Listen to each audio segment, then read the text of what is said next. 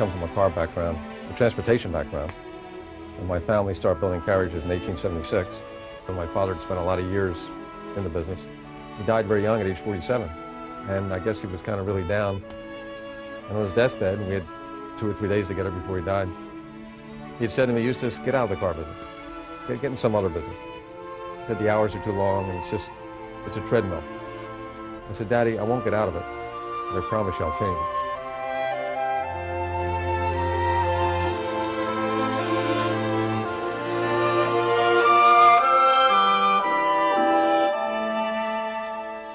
Most people's idea of the automotive pioneer is Henry Ford, the man who changed the mechanics of the business and made cars affordable for the common American.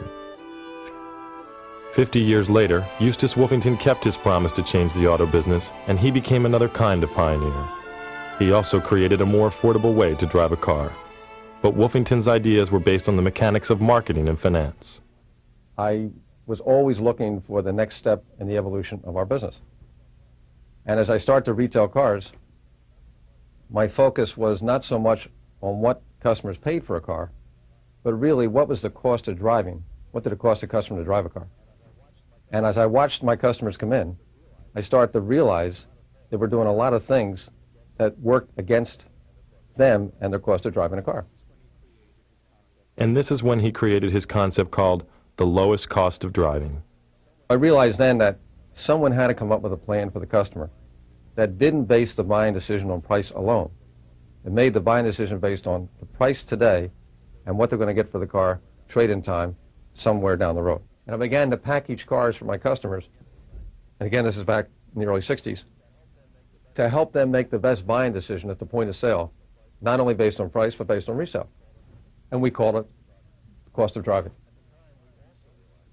At the time, we also realized that a lot of customers would spend money on repairs and maintenance, and it was wasted money. They spent money on cars, but once the money was spent, the car wasn't fixed to their satisfaction. And I knew that I could have fixed the car had it been traded in with me for a lot less money than what they spent to fix the car. So I just came up with the idea of trading cycles. Customers should pick trading cycles based on when they'd like to get their next new car and when it was most economical. So I took these two ideas, picked the right car with the right resale at the point of sale, and picked the right trading cycle that would bring the customer back before they spent money on repairs and maintenance, and when the car was in the most demand as a used car. That I knew would help my customers drive the most car for less money. Wolfington's ideas about the true cost of driving made sense. He went on to research trading cycles throughout the country over a 20-year period and developed his new approach to financing. Then he tried to implement his plan. There was tremendous resistance.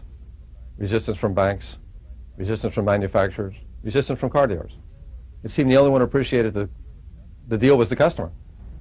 So we had to develop a lot of training programs to help overcome the attitudes of the salespeople, the dealerships, the financing institutions.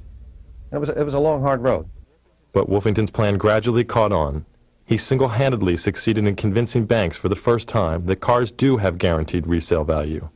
And in so doing, he pioneered the first consumer auto lease for the average American customer. We said, why should the customer have to finance what the future value of the car is? Since we are car people, why don't we pre-trade the car at the point of sale? We're car people, we have an idea what it's worth. Let's take that burden away from the customer. Let them only pay for half the car and take options on the other half. Give them all the benefits of ownership, but let's take away all the negative parts of ownership. Let's take away the resale risk away from the customer. Let's put them in a trading cycle that'll help them avoid those repairs and maintenance. There was a hidden thing inside of customers that we weren't even aware of, that they never felt they got a fair deal of trade-in time. And when they saw that here was someone that would tell them what the future value of the car was, and they wouldn't have to haggle 2 years from now, and would guarantee it, and yet would give them all the upside profit if there weren't any at the end of 2 years, but take away the downside loss. When they saw that they didn't have to pay for the whole car, they only had to pay for part of the car, and you drive the whole car. It just appealed to customers. And they would compare it both ways. I mean, part of the, we took the mystery out of it. In other words, we let a customer see what the selling price of the car is, what the resale value of the car is. We let them figure out their own payments. Wolfington's revolutionary finance plan began generating a great deal of interest. Now Detroit was beginning to take notice. Ford Motor Company had seen a lot of their dealers in my program, and they start to look at it, and we start talking, and one thing led to another that we now start to put a program together with Ford Motor Company. Of course, it was new, hadn't been done before, but when they called the bean counters in and ran the numbers, what we said worked. So Ford said, well, let's test it.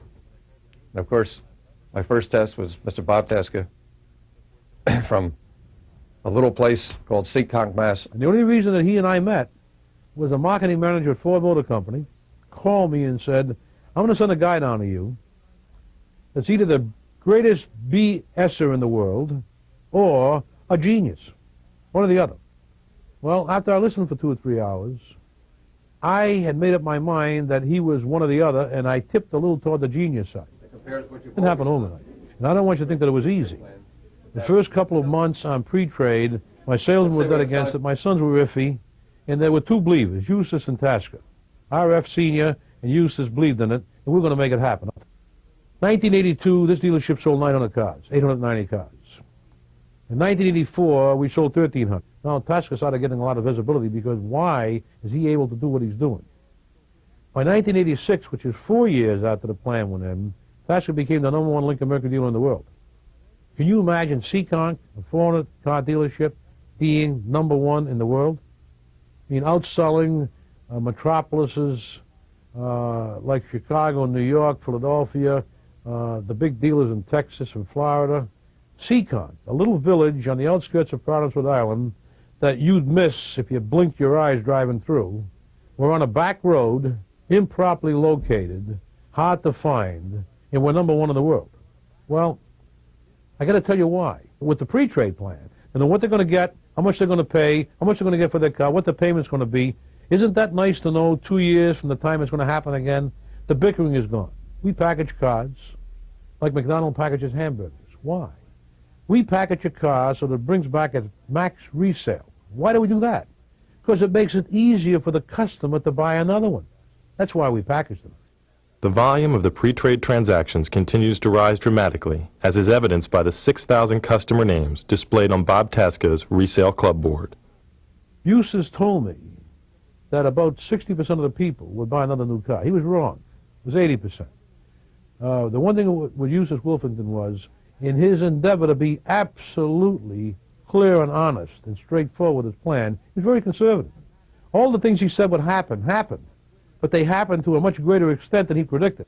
And the reason why they happened is because customers began to see the long-term benefits of shorter trading cycles. All the factory was doing is going from 24 to 36 to 42 to 48. Volvo went 10 years.